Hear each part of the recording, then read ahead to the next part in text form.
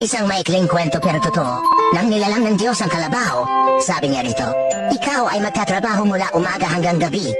Bubuhatin mo at kakayanin ang lahat ng ipapapasan sa iyo, mabubuhay ka ng 50 taon.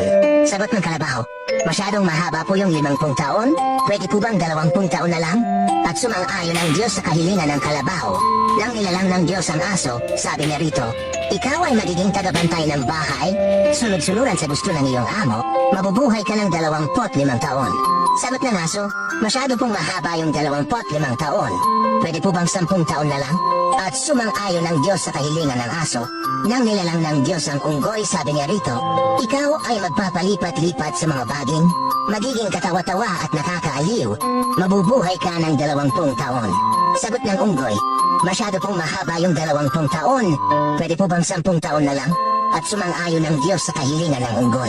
Nang nilalang ng Diyos ang tao, sabi niya rito, ikaw ang pinakamatalinong nilalang sa mundo, magiging amo ng lahat ng mga hayop, dodominahin mo ang buong mundo, mabubuhay ka ng 20 taon.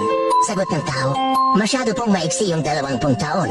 Pwede po bang ibigay ninyo sa akin yung 30 taon na tinanggihan ng kalabaw, 15 taon na tinanggihan ng aso, at 10 taon na tinanggihan ng unggoy? At sumangayon uli ang Diyos sa kahilingan ng tao. Mula noon, ang tao ay namuhay ng 20 taon bilang tao. Nang siya'y ikasal, siya ay namuhay ng 30 taon bilang kalabaw.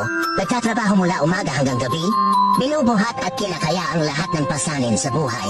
Nang siya'y mawalay sa mga anak, siya ay namuhay ng 15 taon bilang aso, tagabantay ng bahay, at sunod-sunuran sa mga gusto ng mga anak.